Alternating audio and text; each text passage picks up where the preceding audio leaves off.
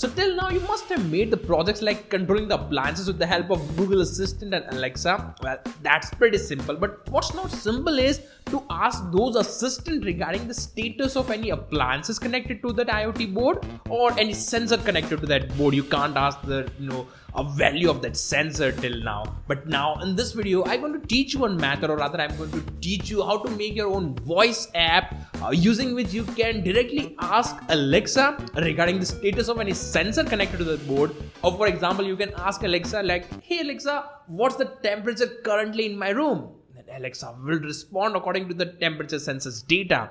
And not only that, you can even ask Alexa regarding the status of any appliances connected to that same board. For example, you can ask Alexa regarding, hey Alexa, whether the TV is turned on or off, or whether the tube light is turned on or off, and the live status of that appliances will be spoken directly from the Alexa. So this is what we are going to make in this particular video. So let's get started. So this video is kind of a continuation to my previous video in which I taught you to make a voice app for controlling the appliances with the help of Alexa. Okay, so in that video I covered the hardware part of the project and also the coding part of the project as well. So I'll suggest you to watch out that video first in case you haven't watched that already. I'll leave its link in the I button as well as in the description of this video. Okay, so if you already have watched that video, you must be knowing that we have already integrated a DHT11 temperature sensor into that PCB, into that particular project. Okay, so in this video what we are going to do is we'll be taking the same voice app that we made previously and we'll be adding some more blocks to get the reading of temperature and humidity value from the DHT11 sensor, and also the live status of all the 4 appliances or all the 4 relays connected to that particular board. Okay, so let us jump onto the computer and let's see how to make the voice app for getting the feedback. Okay, so first of all, let's have a look over to the code that we need to upload to the NodeMCU board for signing the temperature and humidity sensors value directly to the Blynk application. Okay, so for this I'll be using that same code that we have written previously, and I'll be adding some lines for signing the temperature and humidity sensors data to the Blynk app. Okay, for that we have to include this library called dht.h. Okay, so that's the necessary library to get the sensors data from the DHT11 sensor. Okay, and I've defined DHT pin as D7 as the PCB is made accordingly. Okay, so DHT type is DHT11 as I said earlier. Okay, and after that I have declared a send sensor function which will be called every second using the timer function. Okay, so here is the line which says the send sensor function will be called after every 1000 millisecond. That means after every 1 second. Okay, so what will happen in the send sensor function is it will be reading the temperature and humidity data by these 2 functions. Okay, it will be storing it into the variable called h and t. And after that, we are just sending the value of T and H to virtual pin V5 and virtual pin V6 respectively. So every second, the sensors data will be updated onto the Blynk app side. Okay, so that's what we have made the changes for sending the sensors data. Rest of all the thing will remain as it is. Okay, so that was all about the coding part. We just need to upload this code directly to the NodeMCU board and just insert the NodeMCU board into that particular PCB. Okay, now let's just jump onto the Voiceflow and let's see how the voice application for this project looks like.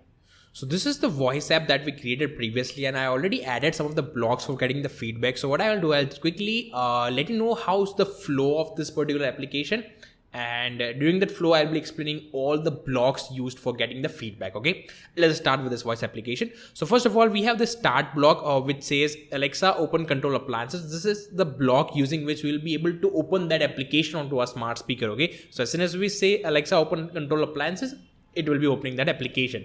After opening that application, Alexa will say, I have added the speak block here. So as soon as we are inside this application, it will say, welcome to the studio, which plans you want to control. Okay, so what I'll do, I'll keep the statement as it is. I won't be doing any changes here. So after this block, we have a choice block, which you can just drag and drop from here. So this is how you can add a choice block into your canvas. I'll delete it for now. Okay, so inside the choice block, we already have added this 8 different kind of path for controlling 4 different appliances. Okay, 2 paths for one appliances, one for turning on and one for turning it off. So in that way we have 8 different paths for controlling 4 different appliances. Let's start with the next path, which is the first status. Okay, so what's inside this first status path? Let's have a look.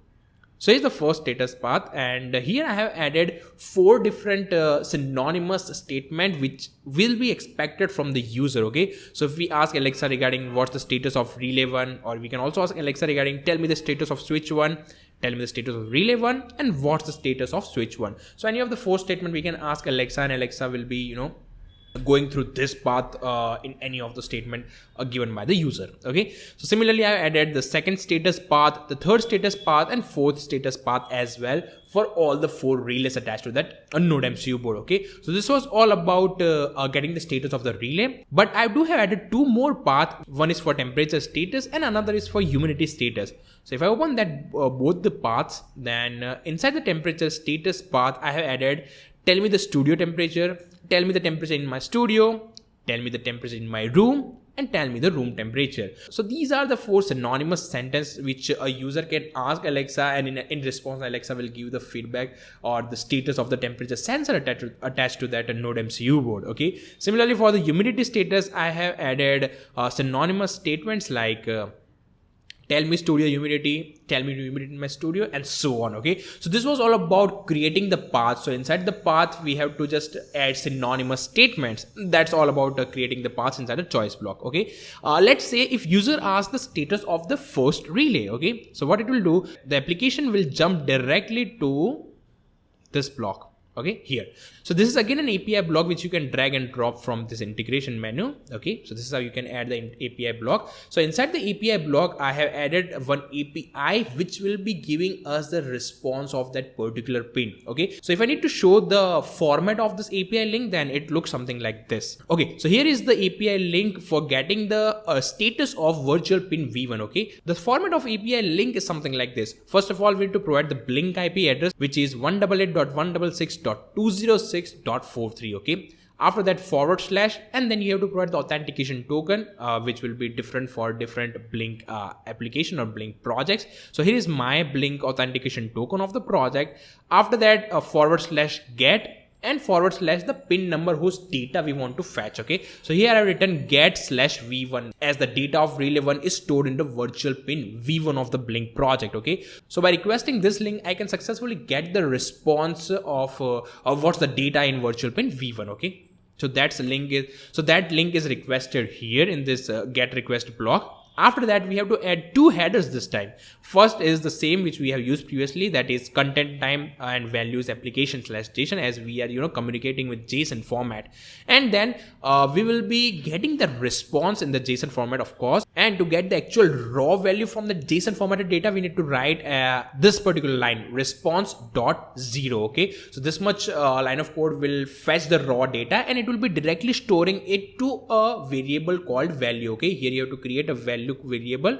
Okay, so whatever data coming from the Blynk server side, whatever raw data is coming, will be stored inside the value variable. Okay, so this is what we are doing inside the API block of our voice application. So data we are getting will be either 0 or 1 because we are getting the status of the relay, so either it will be turned on or off. So the data we are getting in response will be 1 and 0, but we want Alexa to tell whether it is on or off. We don't want the Alexa to say the light is 1 or the light is 0. We want Alexa to say light is on or light is off. Now to convert 1 and 0 to on and off, I have provided one more block which is called as if condition block. Okay, so here you can just drag and drop the if condition block into your canvas.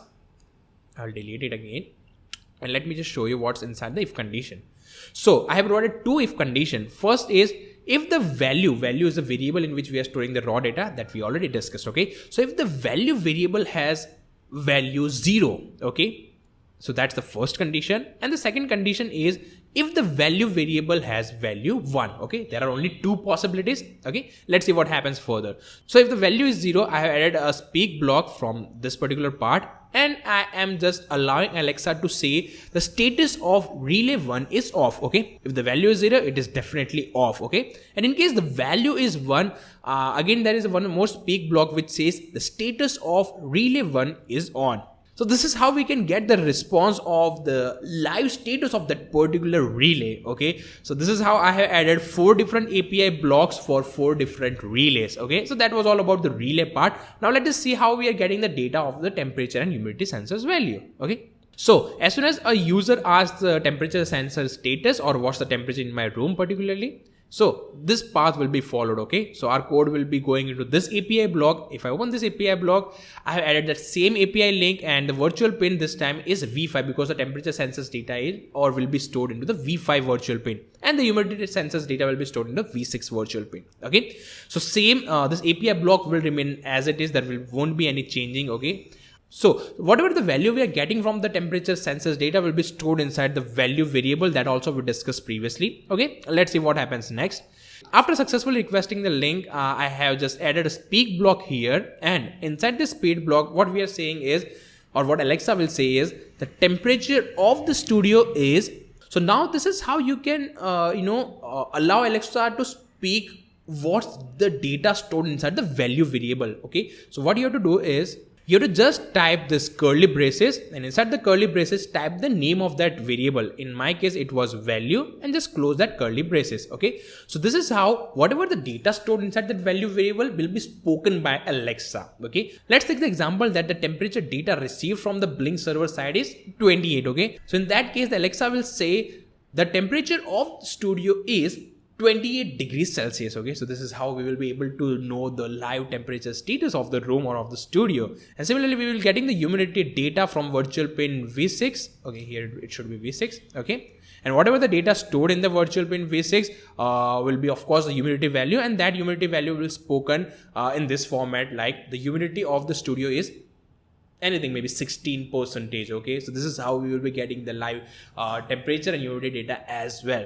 So that was all about the voice application. Well, again, I will attach the screenshot of this voice application or screenshot of this all block, so that it will be easier for you to take the reference of this image in case you want to make this a voice application for your projects. Okay, so that's it about explanation of this voice app, and now I just need to click on upload to Alexa button, which will straight away upload this voice app to my Alexa smart speaker. Okay.